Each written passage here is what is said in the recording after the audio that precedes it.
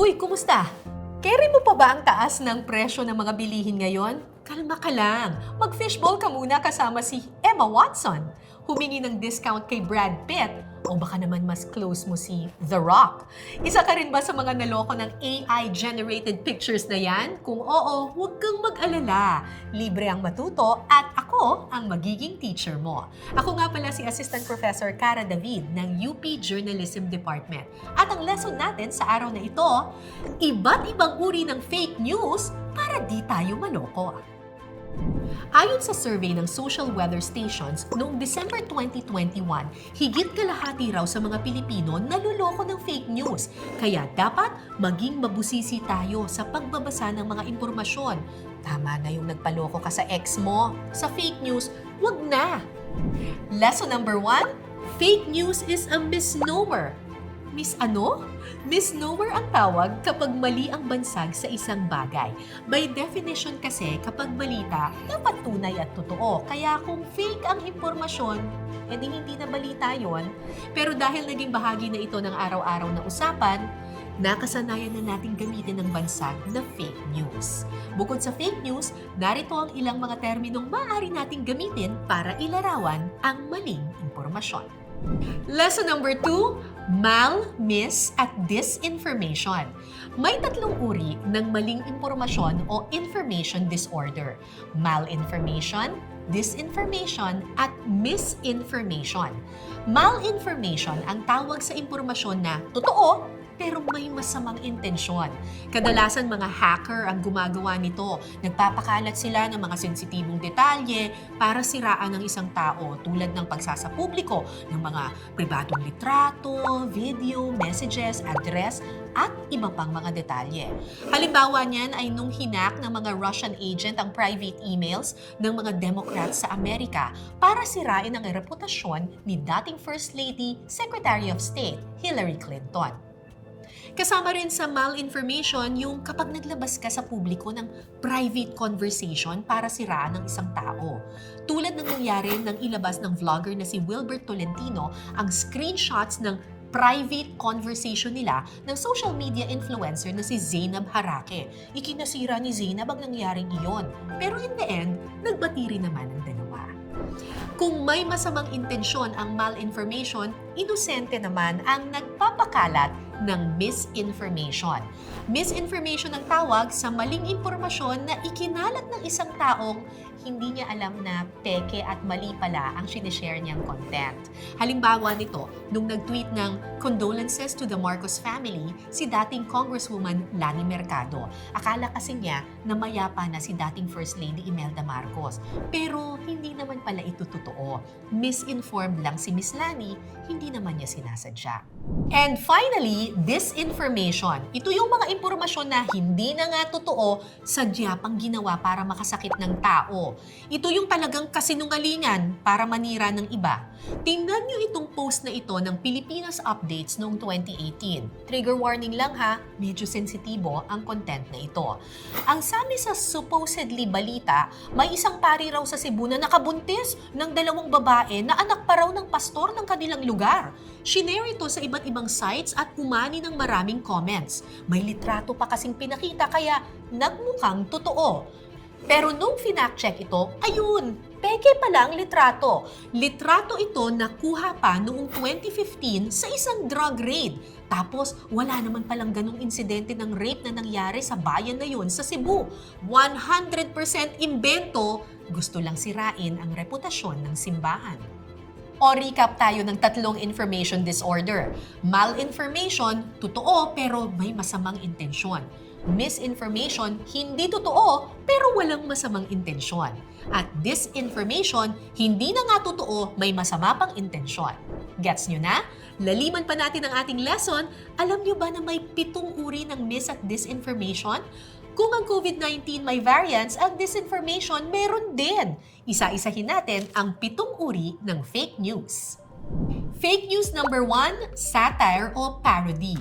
Philippine Rugby Team pasok na sa 2023 Southeast Asian Games ayon sa Philippine Daily News Society. Teka, parang ibang rugby team na ata ito ah. Totoo ba yan? Yun naman pala. Satire lang ang post na ito. Kapag zoom in mo ang meme, mababasa mo ito. Satire only, news you can't trust.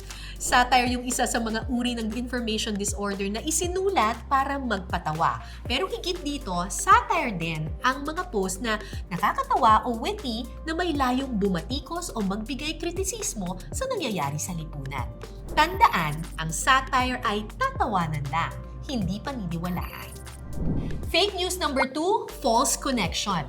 Pero may mga fake news na hindi mo lang ikatatawa, ikagugulat mo pa. Tingnan mo itong thumbnail ng isang YouTube video. Nakalagay, sa wakas, tanggal na, K-12 program bigla ang utos ng palasyo. Pero pag binuksan mo at pinanood ang video, ito ay video ni Pangulong Marcos sa isang groundbreaking ceremony para sa DepEd. Wala naman siyang sinabing tatanggalin ang K-12. Aba, pati nga si VP Sara Duterte dinamay pa. Goodbye K-12 ang nakasulat sa caption, pero ang totoo, wala namang sinabi si VP Sara na i-abolish niya ang K-12.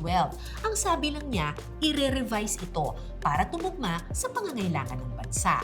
Ang tawag sa ganitong uri ng information disorder, clickbait, kung saan iba ang headline o thumbnail sa nilalaman ng artikulo. Maliban sa pagkakalat ng maling impormasyon, kadalasan ginagamit din ang false connection at clickbait para dumami ang views at dumami ang kita o revenue ng mga content creator. Dahil interesado ka sa nabasa mong headline o thumbnail, tiyak na ikiklik mo ang link at panonoorin ng buong video only to find out paasa lang pala ito. Fake news number 3, misleading content. Misleading content yung gumagamit ng kakaibang anggulo para makapanlin lang o makapagdulot ng kalituhan sa mga tao. Tingnan niyo itong litratong ito ni Prince William na lumabas sa Daily Star UK noong 2018. Sa unang tingin, parang naka-dirty finger ang royal heir. Pero pag tinignan sa ibang anggulo, ayun, 3 daliri naman pala ang itinaas ni Prince William. Totoo ang litrato pero misleading, minsan sinasadya ito para mapukaw ang atensyon ng mga tao. Fake news number 4, false context. Naaalala niyo pa ba ang post na ito na kumalat sa Facebook tungkol sa class suspension? Sa unang tingin parang totoo. Pero guys, may problema tayo dito. Ang announcement sa original post ay para sa araw ng March 8, 2020. Pero, na-share ito sa publiko noong March 8, 2021. Ang tawag dito, false context. Tama naman yung impormasyon na inilabas ng Inquirer, pero inilagay sa maling konteksto. Fake news number 5, imposter content. Mega mani? Si megastar Sharon Cuneta nagbebenta na raw ng mani? Ops, bago kayo mag-add to cart dyan, tingnan muna natin itong account na ito. Si Mega ba talaga yan? Sabi na nga ba imposter content lang ito. Nagpapanggap na Ate Shawi para makakuha ng benta. Imposter content ang tawag sa mga post o account na gumagaya sa mga sikat na personalidad o kumpanya. And speaking of sikat, fake news number 6, manipulated content. Personally, hindi ako fan ng fan signs. Yun bang gumagamit ng blank piece of paper tapos magpapasulat ng shoutout? Dahil high-tech na ang panahon ngayon, pwedeng ma-edit ang mga nakasulat sa papel o di kaya sa whiteboard. Manipulated content ang tawag kapag ang mga totoong larawan at salita ay binabaluktot para mag-viral at makapaglinlang. Tulad nito, naging controversial ito noong 2011 nang i-post ng Department of Public Works and Highways o DPWH ang picture ng mga tila ba lumulutang na opisyal sa Manila Bay. Totoo naman na nagkaroon sila ng inspection doon matapos ang bagyong Pedring, pero wala kasi silang maayos na photo kaya inedit o phinotoshop na lang nila ang kanilang mga sarili sa litrato. Paalala, hindi lahat ng nakapost sa official pages ay mapagkakatiwalaan. Dapat maging papanuri pa rin tayo. Fake news number 7, fabricated content. Ika nga nila, save the worst for last. Kapag tinawag na fabricated ang impormasyon, ibig sabihin nito, puro gawa-gawa lang, 100% imbento. Halimbawa, maniniwala ba kayo na mag-best friend sina Donald Trump at Joe Biden? Gawa lang yan ng AI. Fabricated din ang quote card na ito na nag-viral noong 2021. In-endorse daw ni Pope Francis ang isang kandidato sa pagkapangulo dito sa Pilipinas. Sabi raw ng Santo Papa, I hope he win. Pero meron bang maniniwala na makikisawsaw sa politika ang Santo Papa? Ang problema, meron eh. Umabot ang post na ito ng 4,000 Facebook reactions. Marami sa mga halimbawa natin ngayong araw ay ginagamit lang pampatawa. Pero kailangan nating tandaan na kapag pinalitan ng peke ang totoo, doon na ito nagiging delikado. Alam ko medyo mahirap i-memorize lahat ng uri ng information disorder. Okay lang yan, di mo naman sila i-recite isa-isa. Ang importante, aware ka. Alam mo na kung ano ang tawag sa sinadya at sa hindi. At ang pinagkaiba ng larawang fabricated, sa clickbait, sa satire, at iba pa. At dahil alam mo na ngayon ang iba't ibang information disorder, pa-share naman ito sa mga kapitbahay mong marites. Yan ang pangontra natin sa fake news. Tandaan, makapangyarihan ang ating mga salita. Bago mag-post ng kahit na ano, siguraduhin ito'y tama at totoo. Ako po si Cara David para sa Media and Information Literacy Project ng UP Diliman.